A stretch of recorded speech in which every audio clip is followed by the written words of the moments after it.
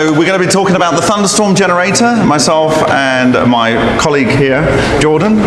Yeah, who's heard of the Thunderstorm Generator, first of all? All right, yeah, a few people. You might have seen it come up. Randall Carlson announced this invention, and Malcolm Bendel, its inventor, on the Joe Rogan show a couple years ago now. And that's how I found out about it, along with everyone else. And I really just got into this. I was studying the work of Tesla and Faraday and looking at a completely alternative form of education, apprenticing or learning from the mathematician Marco Rodin, vortex-based maths, if anyone's heard of that. I never studied physics or chemistry in a university, anything like that, and I was particularly interested in Malcolm's model of physics that he came out with. I kind of didn't really care about this device when I first saw it, but after a while I've come to care very deeply about it, and this is what I've primarily been studying and working on for the last year or so, talking with Malcolm nearly every day and learning how it works, his model, what his plans are with this device. So basically, it is a retrofit for internal combustion engines, coal power plants, potentially other things like nuclear.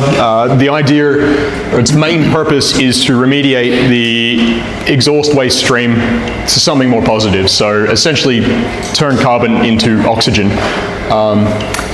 And it also does have some increases in engine efficiency, but we'll talk about that another time.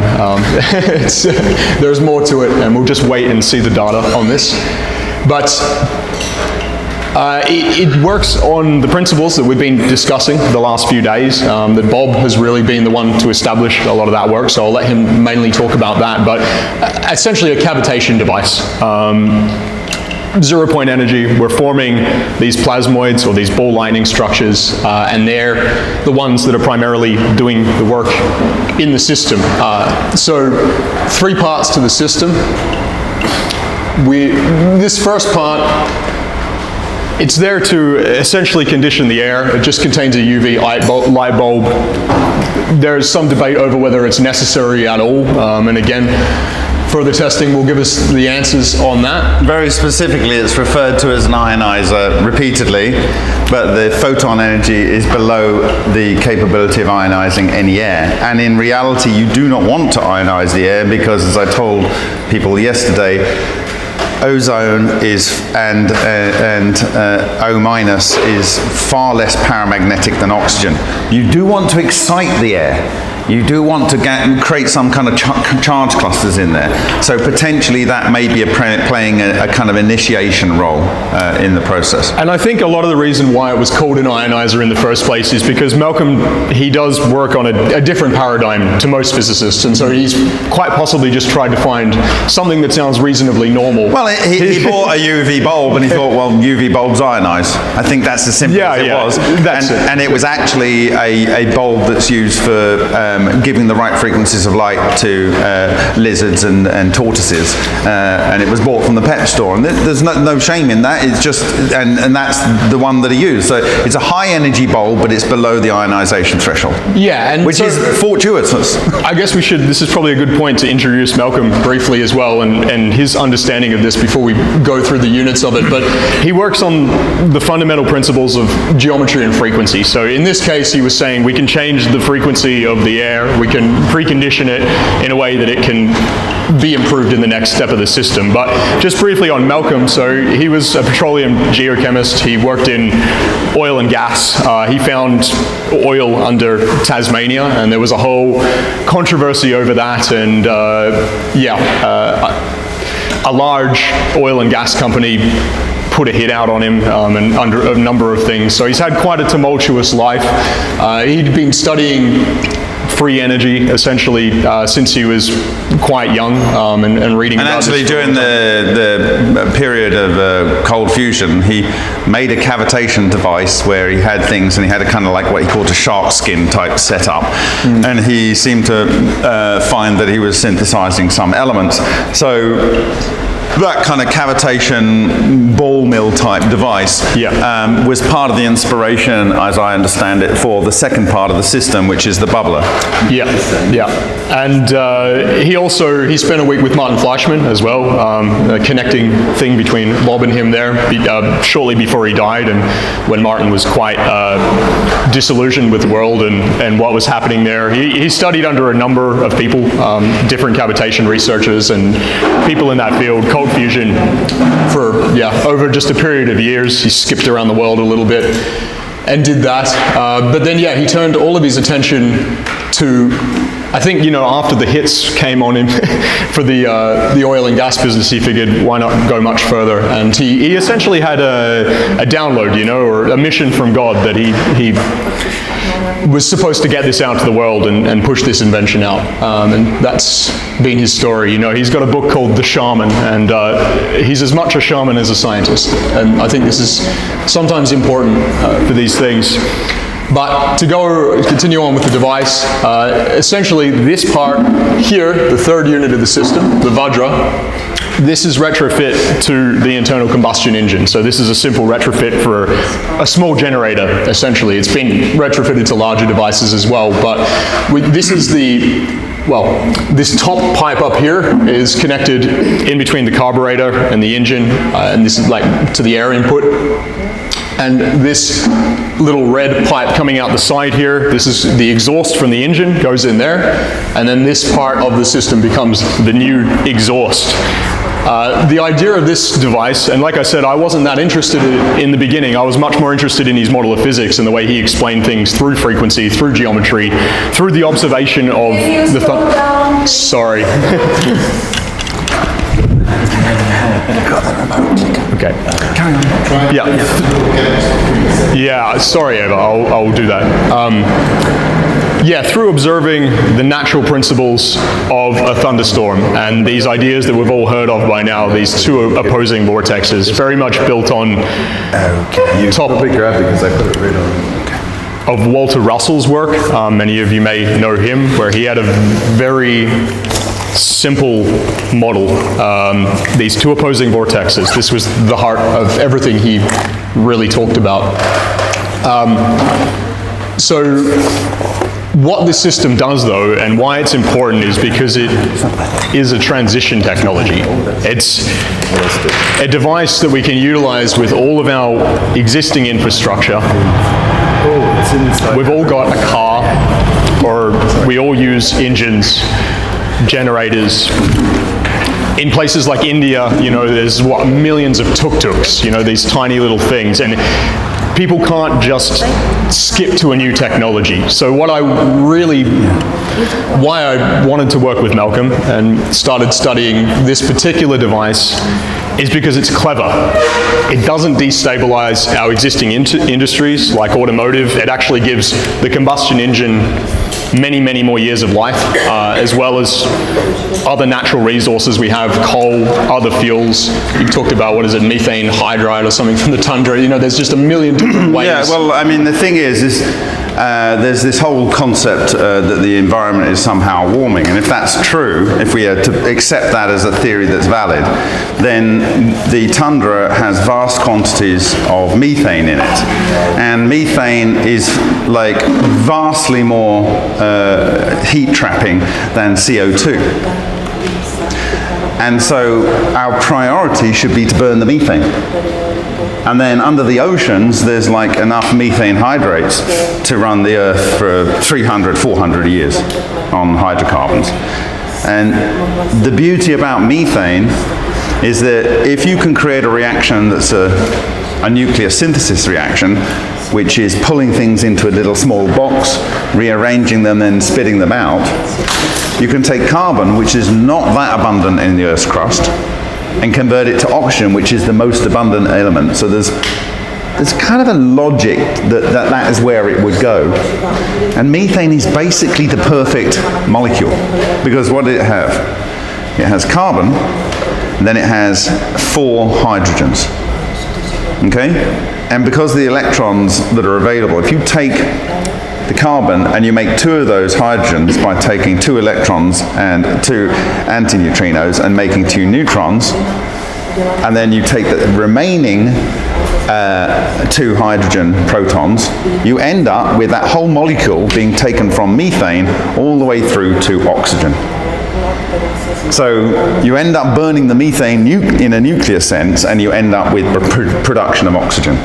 So this means we can power the world with cow farts. The thing we want to ban. We need more cows.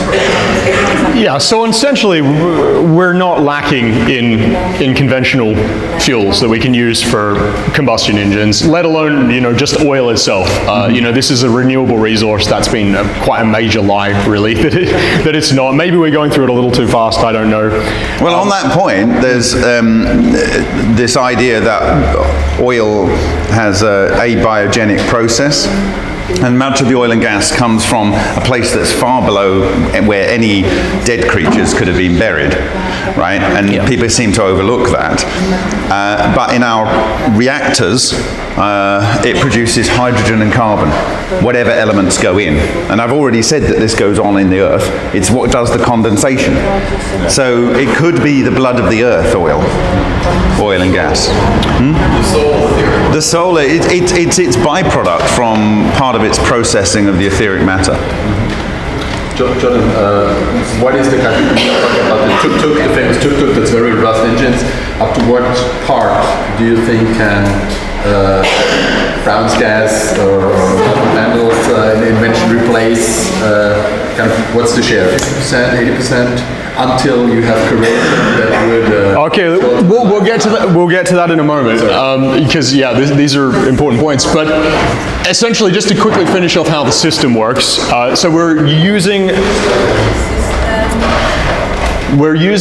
the existing engine's vacuum pulses to actually pull through air through the system, through the whole system, from the ionizer, where the new output is, right down and up into our bubbler, or the plasmoid generator here. So this contains like an air stone, just like you'd find in an aquarium. Air stone, vodní kámen, ze kterého promluvila paní which essentially just creates these micronized bubbles. So we're creating lots of small bubbles. This is then stuffed with just stainless steel scrubbers like you would buy to wash the dishes.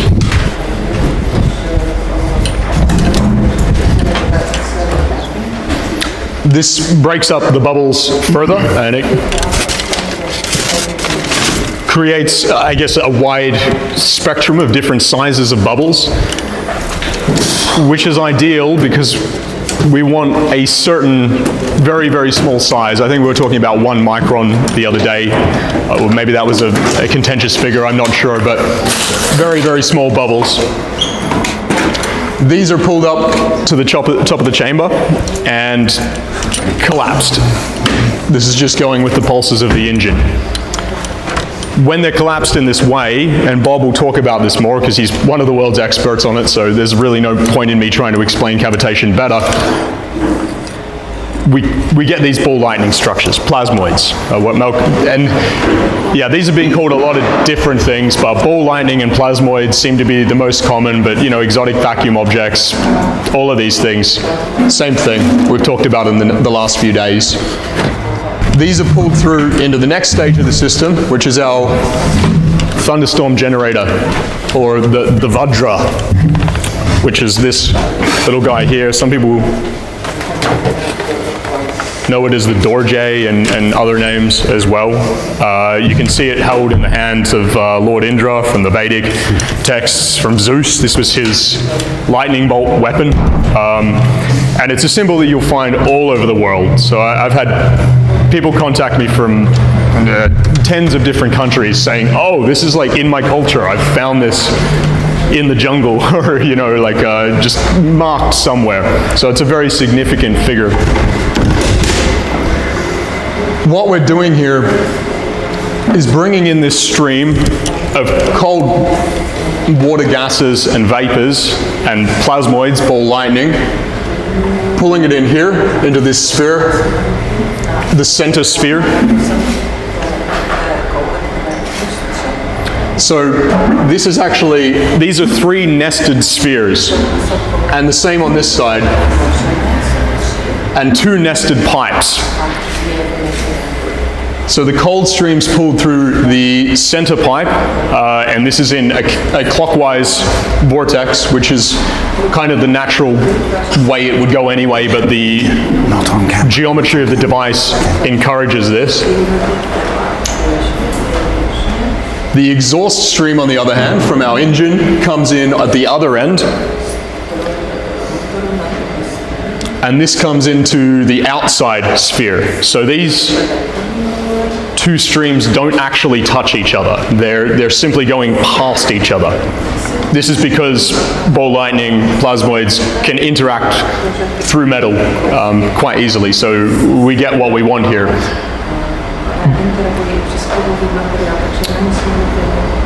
But the simple way that I explain it is just based on Malcolm's understanding, which is built on Walter Russell's understanding.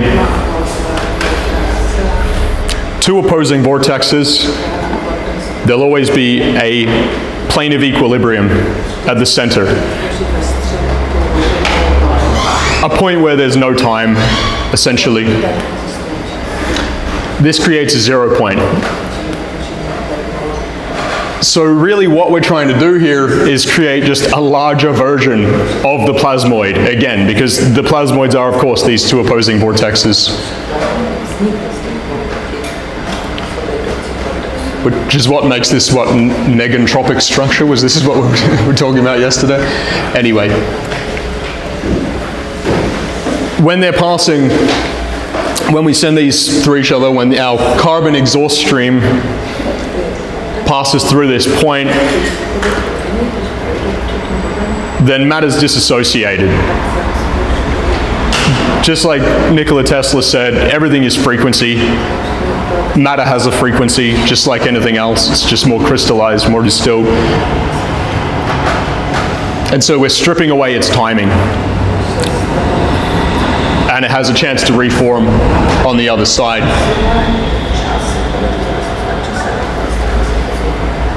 And then at the same time, these ball lightning structures that we've generated in the previous step,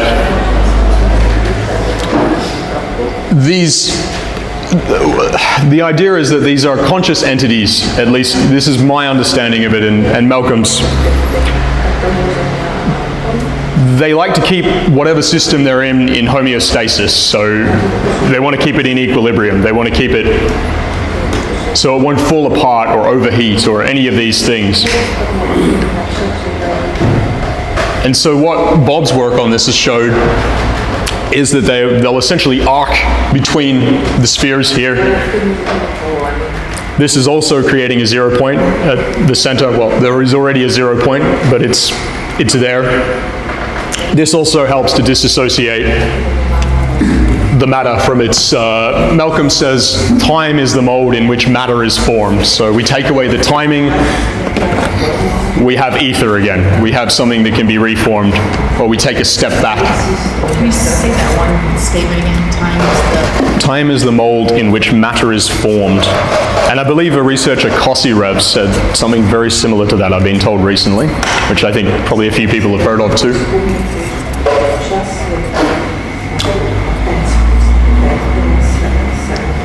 So essentially, it's a vortex machine. 2 opposing vortexes utilizing very simple principles that have been known about for a long time.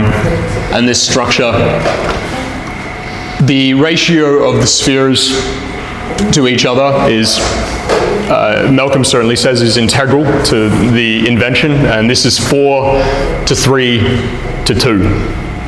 And you might have all heard of 432 Hertz, right? The tuning system, or the fundamental. Oh yeah, thanks. That's a much easier one. So we got 4 to 3 to 2. The center sphere is just a flow guide for the other one. So this is where our exhaust gases are coming in. This is where our stream of plasmoids, water vapor, water gases are entering. And on that, I'll touch briefly on the physics, and then I'll let Bob talk about the processes to his understanding better. There is a music of the spheres that I've become aware of, which I first started studying under Marco Rodin, vortex-based maths, and I found Malcolm had the same system and the same understanding that, universe, this is one verse in the great song of our reality, everything is frequency.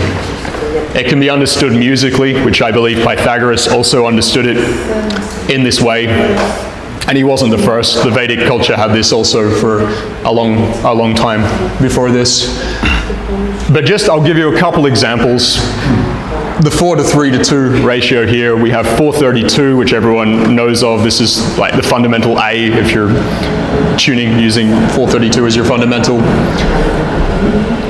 The radius of the sun, and hear me out here, is 432,000 miles. And if you look that up, you'll find that it's slightly different. And the numbers I'm going to use here, they're like an architectural plan. We plan them out in a certain way, but then we have all this feedback going on. So nothing's ever going to be precise. And these are also bodies that are moving. When we think of plasma, it's not necessarily going to keep one exact form. Where you find the beauty in these numbers, and Malcolm's understanding of it, is that we have thousands of reference points for these numbers, both in the physical world and also in pretty much every ancient culture. So, for example, in the Bible, it says Ezekiel, and I can't remember the verse, I'm sorry, maybe someone will, but that God meted out creation, the hills and the mountains, with the span of his hand. And the span is a biblical unit which is known to be 9 inches, or approximately 9 inches.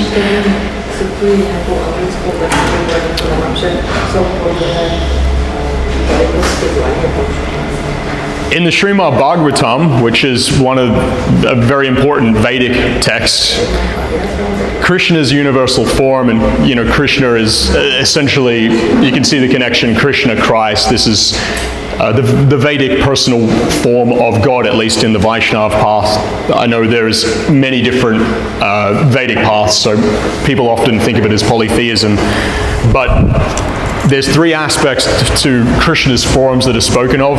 One of them is his universal form, which is essentially the metric for creation that's used. And this is said to be precisely 9 inches as well. And that's in the 2nd canto. Marco Rodin, he got his information from the Baha'i scriptures, and it's the same thing. God's name not only adds up to 9,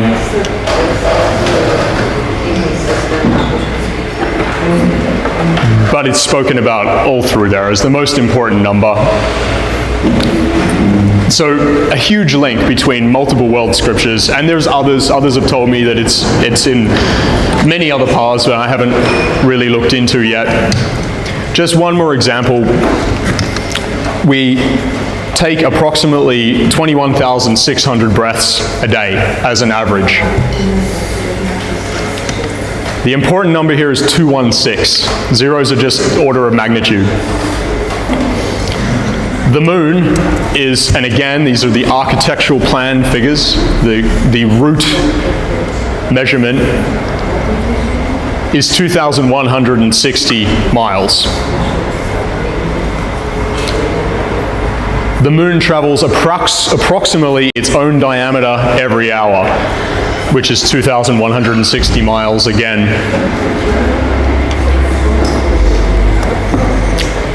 The average human heartbeat, or the ideal human heartbeat, is 60 beats per minute. This adds up to 86,400, or possibly 864,000, I can't remember which, and I'm not going to do the maths right now, beats per day. The diameter of the sun is 864,000 miles. And the radius of the sun, as we mentioned, is 432,000 miles. You can look all through history, any path, look in the Masonic texts, look in the Bible, look in the Vedic stuff. These numbers are there everywhere, and sometimes in highly specific ways. The ratios between armies, you know, things that you wouldn't necessarily find unless you looked. I know this is veering off the technology a little bit, and that's all I'll say on it, but the 4 to 3 to 2 ratio of the spheres, Malcolm believes is integral to the device. I believe is integral to the device. This is replicating nature. These ratios are found in nature everywhere. One more example, the Greenyer frequency. Does everyone know what this is? This is where essentially every planet comes back to the same point in the sky. It's 25,920 years that this happens. 25,920. Yeah. The melting point of hydrogen is negative 259.2 degrees, and again, some people will say that it's a few points off that. As above, so below. This is how it works. It's a fractal. It can be mapped through this mathematics, and I believe that will be how we create our new technologies in the future, once we catch up. And now I'd like Bob to speak on this. Oh, sorry. A few people have said, and I think Malcolm was talking about it last, was you can leave the center ball out optionally, and there was some debate whether the center ball should be there or not. So you can, and I think this is kind of, you can overcharge the system, so ideally we want to keep these ball lightning structures contained within it, but sometimes they've been seen leaping out, even by replicators, like the guys who made the plasmoid Chevy at Cosmic Summit. They said straight away, they were like, yeah, we saw these structures leaping, you know, so you don't want that. And so I believe that the cenosphere can help that not happen, as far as I know, or is it the other way around, Bob? Do you remember? I think it's just a guide, really. But it's a flow guide, you know, for the vortexes otherwise. You can leave it out. His results, just so that he can put them on. Oh, yeah, sure, yeah. Another question here as well. Okay, so. Well, and this is the thing, is people say that, but they're not, to be honest. Like a hand, the length of a hand is a hand, you know? And people say, oh, sorry? No, okay, so let me be clear. The imperial measurement system is not arbitrary. Metric is absolutely, well, some people find that there are some links that they built it, but yeah, that's arbitrary as far as I'm aware. Sorry? But yeah, these, like a lot of people will go, you know, that these units are based on, you know, human pace or... The ratios between the parts of the human body is okay, but yeah, this is where it comes in, where we can work these things out by reference points. So I would agree with you, but when we start to see correlation between degrees, between miles, between inches, between ratios, between frequency even, you know. depends on how the unit is. It's that situation of essentially numbers themselves. We don't use mathematics as properly. We use about 10-20% of it because people read a number left to right, right? And then they make an equation, and then we make bigger equations. To me, that's using a very bad language to explain things. I think geometry is best. Exactly, yeah, I agree. So what Marco Rodin shows, this is vortex-based maths, and Malcolm talks about as well, is that these numbers are somewhat objective. Like they seem to be a very ancient language that's probably not from this world, in the sense that if we look at any number, like for example, you know, like the 864 of the sun, and I've got a video on this I can send you, so I won't get into it too much at the moment, that we can read this number in about 10 different ways, essentially. We can see the ratios between it. Can you read the number? Sorry, we can read the number in many different ways. So, for example, a number with just 3 numbers in it contains far more information than just going 864. That would be its positional value, right? Where we go, all right, the 8, because it's in the 3rd position, that's 800. You know, the 6 in the next one, this is 60, yeah, etc. We find that the ratios, and you can do some magic with this on the planets, the planetary diameters, physical things that are in this world. And you'll find that everything is connected. You'll keep going around in a loop. You can, yeah, look, you can, and ultimately geometry and frequency are the fundamental basis of all of this.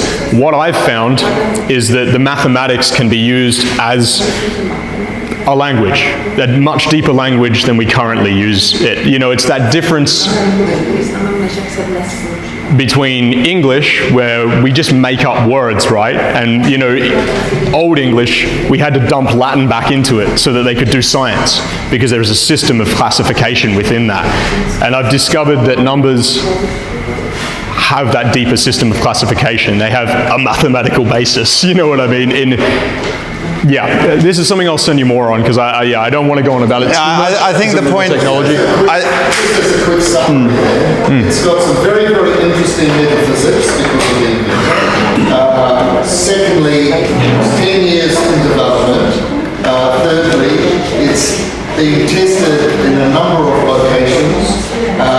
It implodes the pollutants and it transmutes the pollutants and it takes it into usable oxygen, etc. So, and here's an example of it. Is that a little video? One last really quick example to sum up that practical side is I went to the UK recently, and I've seen several demonstrations of this, but we locked ourselves in a room with it, we turned the unit on, and we breathed in the oxygen coming out of the machine for some time. Yeah. So, that's the practical side of things, and you can do that. I was not locked in a room, but Malcolm did put me in a room with a working generator and ran. And after about 2 hours, I thought, I'm not dead. This is good. And as I was alone and I had a carbon monoxide detector on me, I thought, no one's looking, I'm going to do my own test. And I went down by the exhaust, and the peak reading was 197 parts per million, 2 inches from the exhaust, right? I couldn't measure anything of any substance beyond that, okay? The following day, I revealed that I'd done this test, and the fact that I'm still alive, I think it was obvious, but anyway. And I said, look, can we run one of the controls? He says, okay, I've not done one of these for years. So he pulled out the reactor outside, the standard generator. He turned it on, and I was about as close as I am to Paul now. And just turning it on, it made my carbon monoxide detector go off, right? And then I could get, when it was running, because you always get a dirty burn when it's starting up, I walked over, and I got about 2 meters away, and it was already going over limit, which is 500 parts per million. It doesn't read any higher than that. And actually, if you look at the Honda manuals, it says in the Honda manuals you shouldn't have these things within something like 15 feet or whatever of any open windows or doors. And in fact, it repeats this 3 times in all of the Honda generator manuals, and basically says you will be dying. Right? And the number of times that people will go to a music concert and there's hundreds of these things running people's RVs and tents, or you know, there's some person. I mean, I was shocked the other day. I was literally walking down from the cathedral. There's some steps that go down, and then I was walking along. There's an optician's here, and there was like one of these 20-foot containers over a manhole, and they were doing something in the underground areas. And outside they had a generator, like directly next to this container. And there was a woman with a pram, with a baby in the pram, talking to someone right next to this operating generator. And I thought, this is not good, like, not good at all. So just on the basis of reducing the numbers of people that die or get brain damage around the world from carbon monoxide poisoning, one thing we know that this device does for certain is it reduces the carbon dioxide in the airflow that's coming out, and I can vouch for that. Okay? Carbon monoxide, yeah. And it kills something like 3,000 people a year. You get these people that go on holiday to the Spanish islands or something or whatever, and the boiler in their apartment's not working. So it's a really lethal thing. And actually, if you have over a certain amount, you can breathe 25 parts per million for 8 hours and you have no ill effects. But if you have something like 300 parts per million for 20 minutes, you're dead and there's nothing you can do about it. Right? There's no remedy they can give you. That's it. Game over. So as I understand it, the energizer excites the air that's being pulled in. Then it goes into the bubbler, which causes bubbles that are then smeared and sheared and smashed up as they come through these pan scrubs. Malcolm's terminology for plasmoid is a bubble of gas with molecules of water with one or other arrangement of the ionic parts pointing in or pointing out. In fact, they're very similar to the water gas that has been determined in Dr. Roy Mars's device. That is, it isn't individual dry water molecules, H2O, it's clusters. And he actually has in his notes, or whatever he calls them, these things. They are not plasmoids, but in Malcolm's terminology, he calls them plasmoids, right? And then this water-carrying gas, which is the energized air and the water clusters, are then fed in to the engine, where they go in the process through what Malcolm refers to as a heat recovery system. And that is actually the Thunderstorm Generator. Why? Because hot flue gases are coming out and the cold, moist air is coming in containing these water clusters. Okay, and what happens then is you get dry steam, you get hydrogen and oxygen separated, and you have extra oxygen, extra hydrogen going into the engine. Okay, now the engine has a spark and explosion.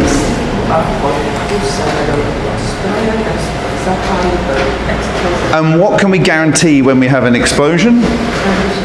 Charge separated material plasma.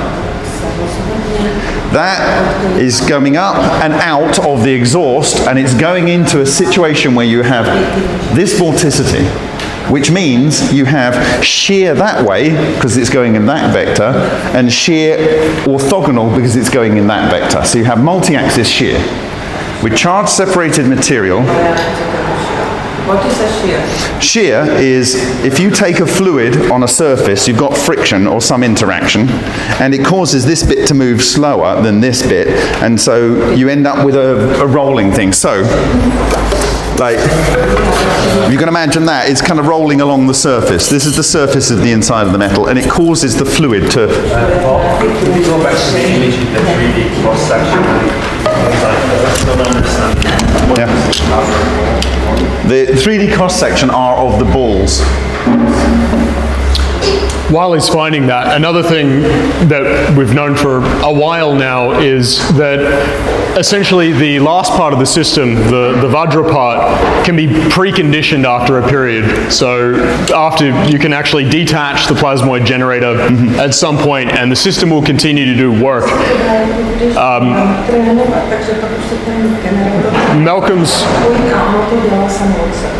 Malcolm's explanation of that is really simple, but I feel that it demonstrates the point. Is iron has a cubic atomic structure.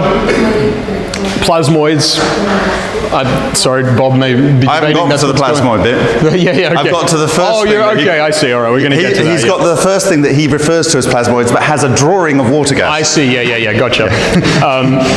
They will live in this structure and they'll be able to stay there. They like a perfect cube. They're quite happy to live there. It's a great house for them. They're happy to stay in this structure embedded in the metal, and they can continue to do this effect without the other parts of the system attached. So this opens up possibilities for us to be able to essentially charge up the third part of the system and detach the other two parts. Even the metal in the engine can get embedded, and then the engine itself will continue to perform the work and remediate some of the exhaust output, which means that any control done, if anyone tries to replicate this, make sure you do your control tests on a clean engine that's never had one of these devices attached, because you'll never be able to do your controls well. Okay, can I pick up? Yep, go on. So, I can fill that in. Okay, Bob can explain. So, yep. What I was saying about the shear, the high velocity gases, plasma, come out of the engine manifold. And they are shearing around the inside of this. And the only way they can exit is down through the outer tube here, so they have to shear this way. And that leads to plasma in these kind of shapes, where you have coils and coils at different axes. Okay? And this is the fractal toroid, and this is the plasmoid. Right? It's the real plasmoid. Real plasmoids can get bound into metal because they get stuck into the metal. So when they get made, what you will see is you get a north and a south stuck in here with flux loops between them, from the inside to the outside. And they get this weird phantom gets stuck in the metal.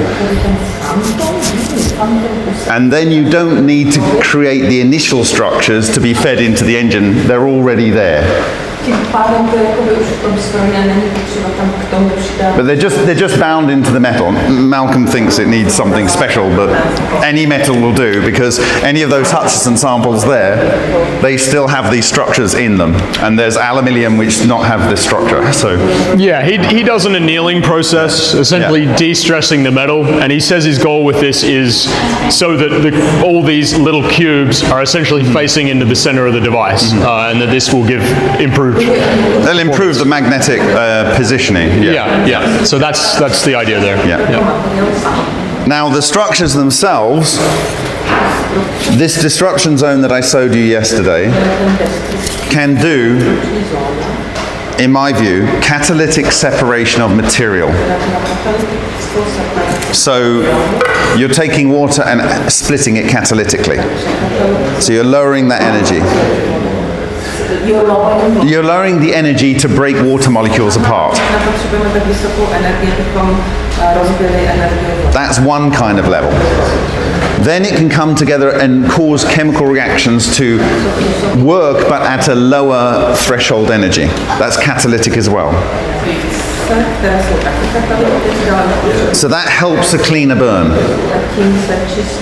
Then the next level is to maybe fuse some of those things. So taking the extra carbon and the extra hydrogen, because like, if we've done a cleaner burn, because we put water in there, so we've got an extra 2 hydrogens and an extra oxygen, right? The oxygen can come through and make sure most of that CO is now CO2, or the C is actually CO2. But with the extra hydrogen, with this structure, there is the potential to convert that hydrogen and carbon into even more oxygen. And sometimes this will happen, and the idea is that hopefully most of the time it will happen. Okay? The question is, does that happen? And that's what everyone is doing the testing for. But if it does, it's absolutely revolutionary, because it means we can use our retrofits on standard internal combustion engines, and the oil age is now not over. That including all the electronics and gizmos in modern vehicles? Well, a lot of the electronics and gizmos in modern materials, in engines, are to try and make the engine more efficient by cleaner burning, by adjusting the amount of oxygen that's going in, and so on, making it more stoichiometric or whatever. But in the car, if you push the accelerator, will this process adapt quickly? Because we see the... As it currently is, it's not very good at changing the rate of the engine. It's just a fact. That's future engineering that needs to be done, But here it can overcome that obstacle. Absolutely. Oh, if you have an engine that does what this may do, people will find the solution. But at the very least, there's hybrid engines where you can have an optimally running all the time engine into a partial generator power battery train. Because this is a generator, what we were just showing there. So you could have an engine that runs all of the time at a certain output at its optimal rate working using this technology. In the trunk. In the trunk. And then it charges a battery, and the battery runs an electric. The rest of the drivetrain is powered by electric. So there's interim ways to solve the problem, and then I suspect it will be about change. You'll be like a trombone, What was the original question? It was, if you change the revs on your engine, does this adapt accordingly to do the job? And all of the systems that I've seen tested by Malcolm personally, he has to tune it very carefully to get it to run at an optimal rate so that the oxygen and stuff is coming out. Now there's other questions that surround that need to be dealt with, because you might just be getting a clean burn. So like, this is why it's so important that more people are doing the testing.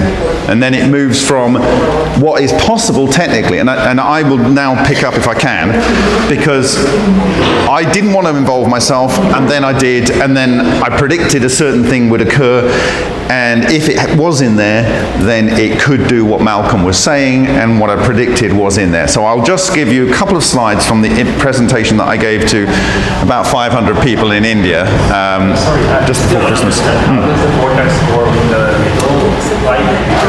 Well, basically it's coming in here, and the only way it can go out there. I understand the left part. I'm talking about the inner pipe. It's the same. It's another pipe at the other end. Actually, it doesn't now. It doesn't look like. No, it doesn't look like that now. This is an old design.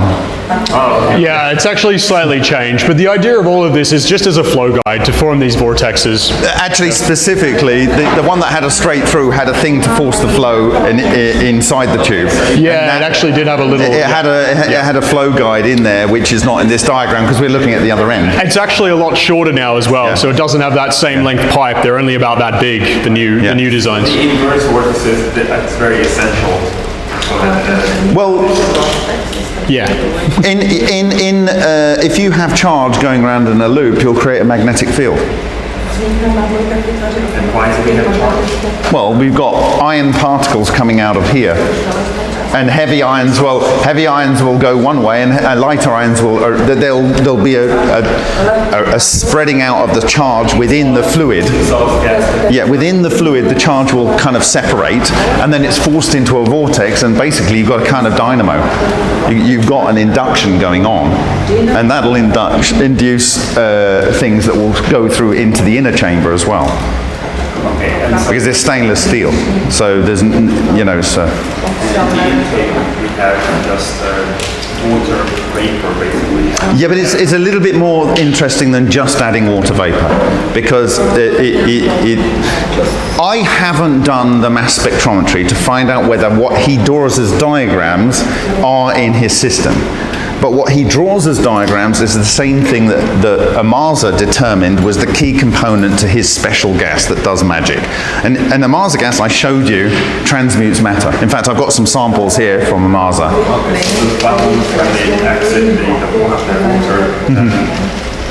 We have not really plasmoids, but whatever. He calls them plasmoids, but they are water gas clusters. Water gas clusters. There are plasmoids later in the system, absolutely, because the evidence is 100% there. Yeah, so, but it's fine. I mean, sometimes you get to the right answer by asking all the wrong questions. The best thing about Malcolm is he worked and he worked and he worked, and he made mistake and he made mistake, and he had failure and failure and failure, and then something seemed to work. And that's what experimentation is sometimes. It's just having the pig-headedness to keep moving forward, right? In adversity. So I'm going to pull up a presentation quickly, show you a bit of data, and I think we'll know roughly that this works. I think that's probably what needs to be shown. Okay. Thank you, Jordan, very much. Thank you, Bob. I'll sit down now and allow you to show this. So the first thing was he had these very large spheres. This is a small sphere, but I can see if I can find a big sphere here.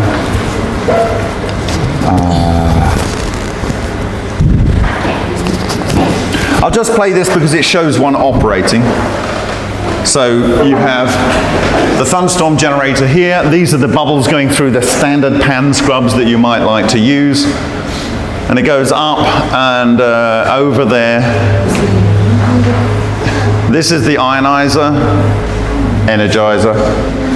You can see the bulb in there. I have no problem looking at it. Okay.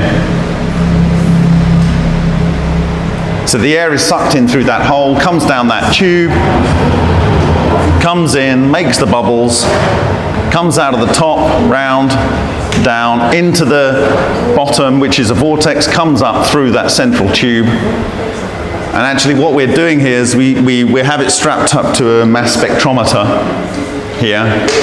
And so we can see the elements that are being synthesized and stuff. And we proved very conclusively that what we observed 2 inches from the exhaust is different between the active and the non-active process. Okay.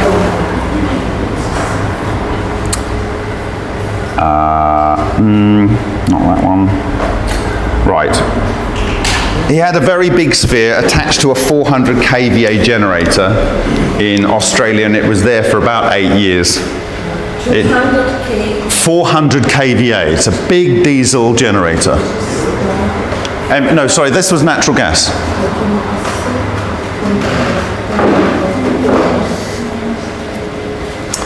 And I said, he had this thing, and I didn't know this thing existed.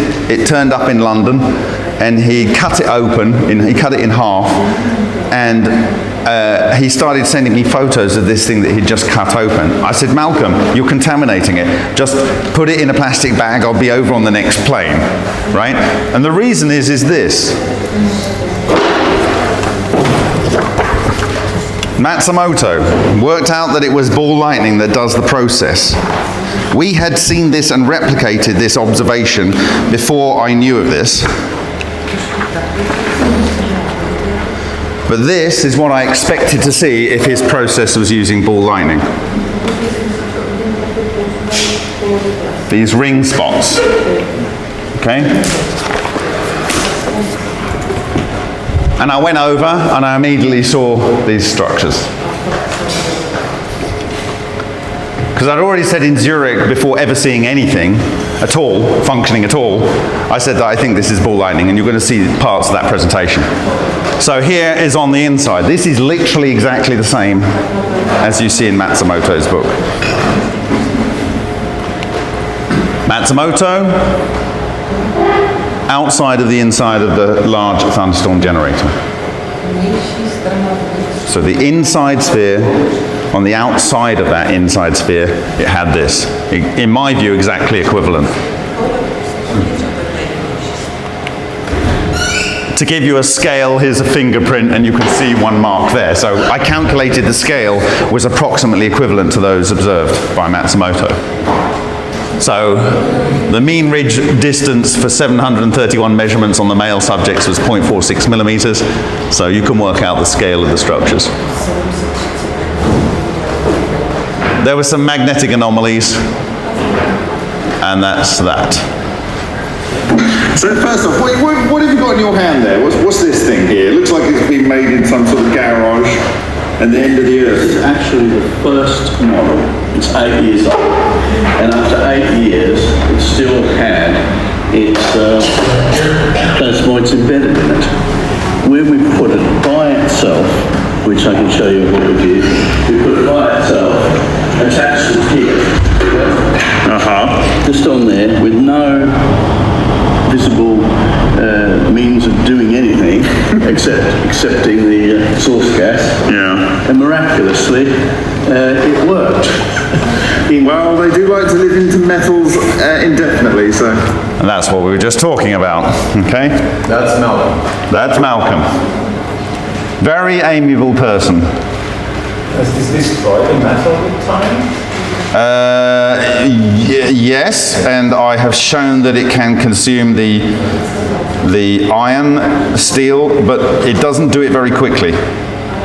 It appears to clean out, to answer your question from before, Martin, it seems to clear out all the carbon waste from the engine, so maybe there's some degradation, I guess longer term testing of the metal needs to be done, but it seems to actually service the engine for you and make your engine cleaner, so you're probably actually going to get a longer lasting thing out of your tuk-tuk or your engine or whatever. But it's also with the high turbocharged German engines, you know, because I mean the tuk-tuk is something else than... yeah. I suspect that, but you could argue that there could be more corrosion And if it's not, then absolutely certainly, where one of those ball lightning marks occurred, it had torn out steel using... not in the combustion engine. Not in the combustion engine. No, yeah, in the unit itself, yeah. But it'll actually clean out your engine. Oh yeah, the Thunderstorm Generator steel is cheap as chips. Yeah, as we say in England. Thick material for that. You need thick material for the bike. No, because it takes out nanometers. Yeah, it lasts for quite a long time. Yeah. No, some have been used for quite long I mean, periods. things decay. Like, there's a lot of metal in that thing.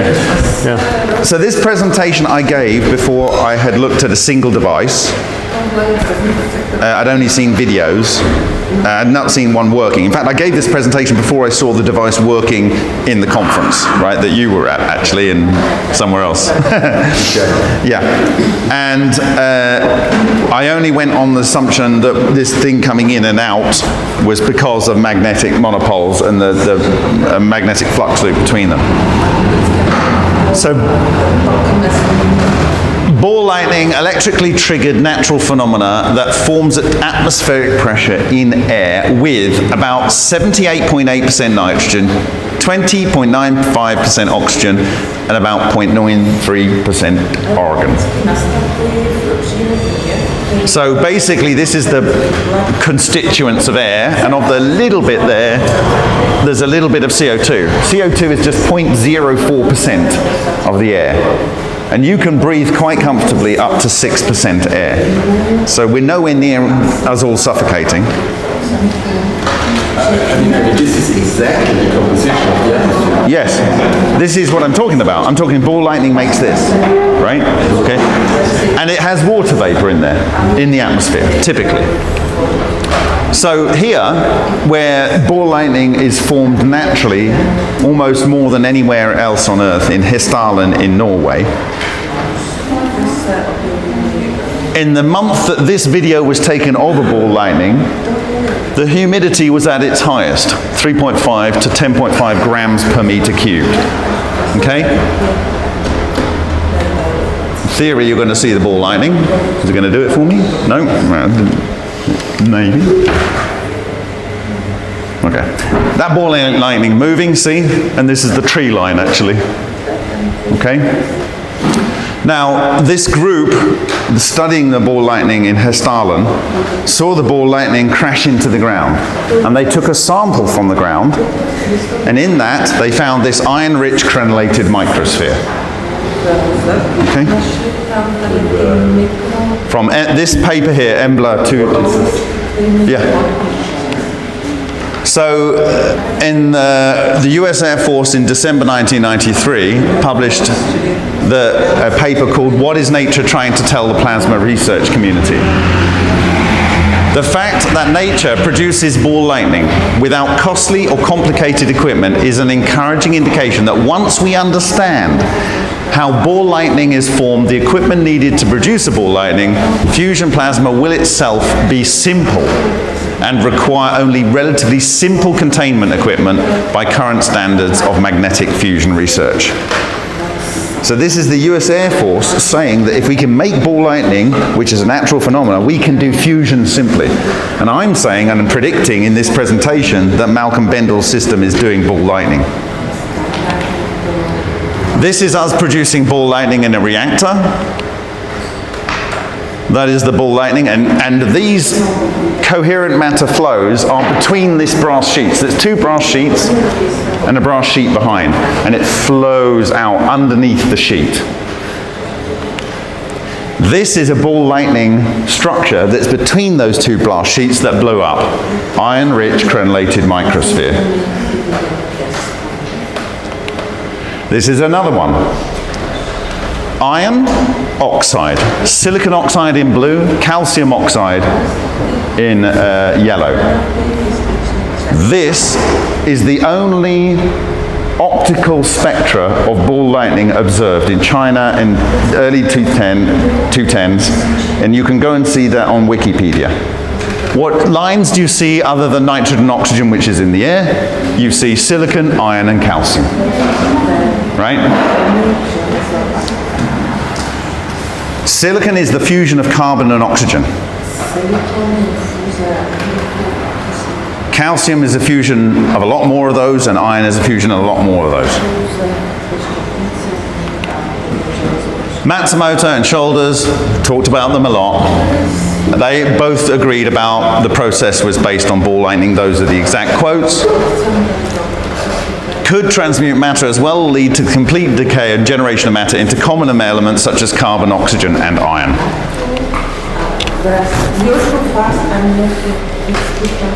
Okay. It's synthesizing heavier elements and removing carbon, oxygen. Yeah? Or even synthesizing oxygen.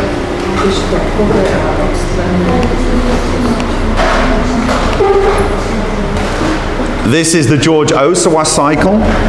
When you start with carbon, nitrogen and oxygen in the air, and you have basically ball lightning, because he did carbon arc underwater, you produce all of these elements here.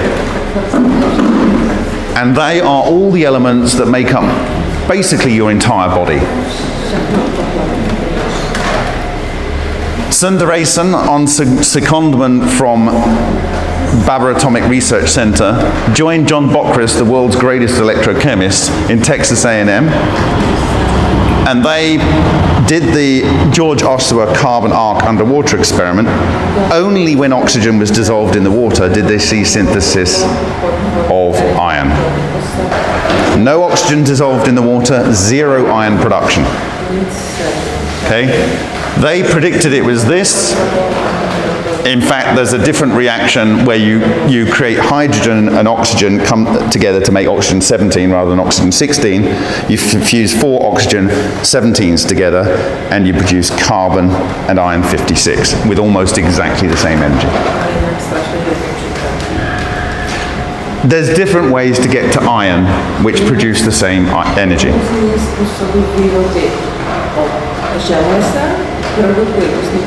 So we know there is iron being produced by ball lightning, and we have a top-tier scientist and a guy from the leading nuclear authorities in India showing that this can be done in 1994 in a peer-reviewed journal using carbon arc underwater.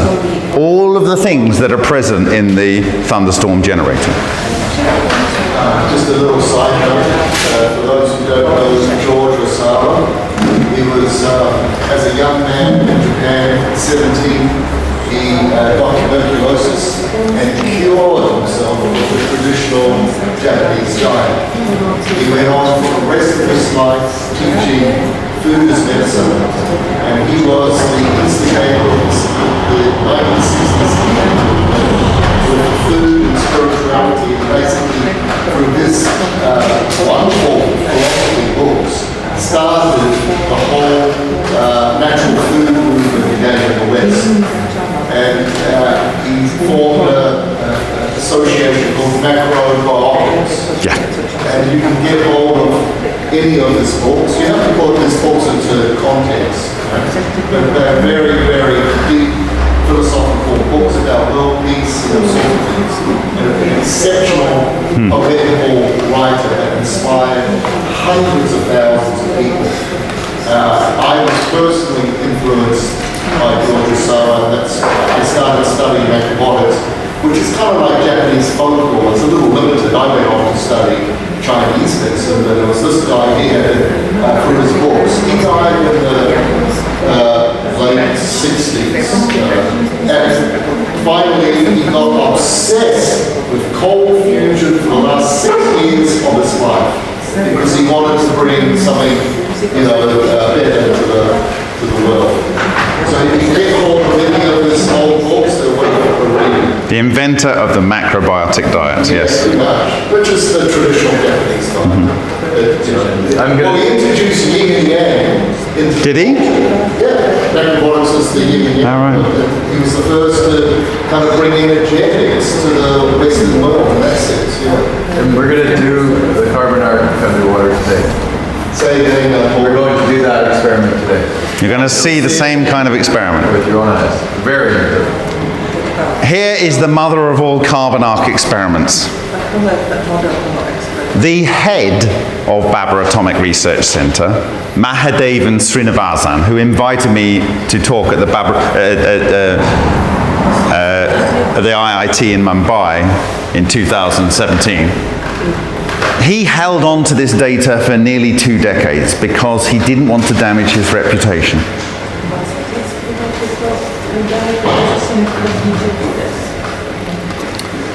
What you're looking at here is a carbon arc furnace. You have carbon in the coke or whatever, and silicon dioxide coming in. You then have also scrap iron being put in. The foundry is to make a ferrosilicon alloy. It has a many megawatt, foot wide graphite rod electrodes. 3 of them, 3-phase.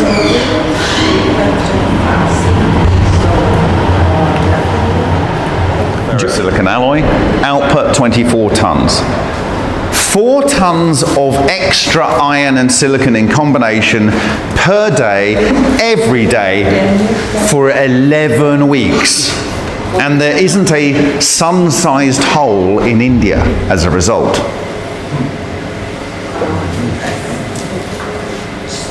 Three tons of excess silicon. What is that? That is the fusion of carbon and oxygen.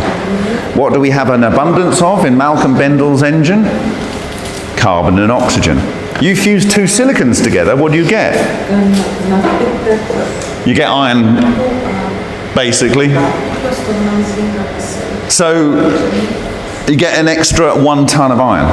Silicon, when I showed you that blown up ball lightning in the Enquires experiment, it had iron, crenellated sphere, and on the outside it had silicon dioxide.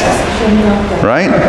You understand, when I look at Malcolm's system, it had to have these things. Then we found the signatures after this presentation was given. And here we go. These are the energy, potential energy that's yielded. Okay? Massive amounts of energy. This is Malcolm with his device. This is what I found in each of those hexagonal structures in the center. Iron-rich crenellated microspheres, and it's specifically this ratio, FeO2. A form of iron that was only discovered in a diamond anvil in 2017 in China at 1,700 degrees. They discovered it in a diamond anvil. Diamond production? No, 2 diamonds coming together, heated to 1,700 degrees centigrade, and under a pressure of, I think, 170,000 gigapascals or something. Like, it's like quite the way deep down in the earth, right? So, something massive. That might be wrong, but it's a ridiculously high pressure. So to make the same material, we must have at least the pressure to make this phase of iron. It's magnetic and it doesn't appear to rust. These things always stay shiny. Right? Here's another one. What's the biggest you've seen, Bob? The biggest one? The biggest one is what I showed you yesterday in one of the Nova reactors that I did in 2016. It was nearly 0.5 millimeter across. But because it's in a plasma reactor, the plasma is actually hot, and so it gets damaged. It doesn't have these perfect crenellations, right? These aren't hot, but it's an amazing magnetic pressure. And on the Hutchison sample, next to the steel knife, you see a little bit of chrome in there. On the outside of the inside, you see a little bit of chrome. Where's the chrome coming from in both cases? As those magnetic atoms of iron are yanked in to the core, some of the chrome is pulled along with it. But by the time the monopole on the inside transfers over the wormhole to the outside, the iron-rich crenellated spheres on the inside of the outside are nearly always pure iron and oxygen. The chrome has been lost by then. Maybe it's been synthesized into iron. What you see around here is calcium sulfate, gypsum. Calcium very commonly made in Lena. Sulfur is the fusion of two oxygens. And oxygen is oxygen. Why does all the calcium sulfate, the gypsum that we make for making plasterboard and plaster, right? Why does it form? If all the elements came down from the cosmos, why do you go and mine a really large chunk of it? Why is it there? Well, maybe the Earth was one big ball lightning at one point, and these things are fractal substructures that produce these things at resonance. That makes sense. It makes perfect sense. What did I show you was the structure? Yes. Iron, oxygen, silicon, oxygen, calcium, oxygen. That's 76% of the Earth. And those reactions are happening all the time on a small scale. All of the time. In every lightning bolt, in every bit of water running down the street, in every thermal spring, in every hydro in the extreme where the extremophiles are living, in the bottom of the oceans, and in every crash on the shore. Wherever cavitation is occurring, wherever extreme charge separation is occurring with vorticity, sorry. Everywhere. So this is, for me, conclusive proof. Now, in our ultrasound experiment, which you are going to conduct, okay, these iron-rich crenellated spheres formed in 900 seconds. This device was run for 500 hours across 8 years. It could be that in one 900-second period, all of these iron-rich crenellated spheres were formed. In 900 seconds in California, we produced a lot of these iron-rich crenellated spheres, not in a Malcolm Bendall reactor, and not in a natural ball lightning, in that unit over there, which costs $35 off the shelf.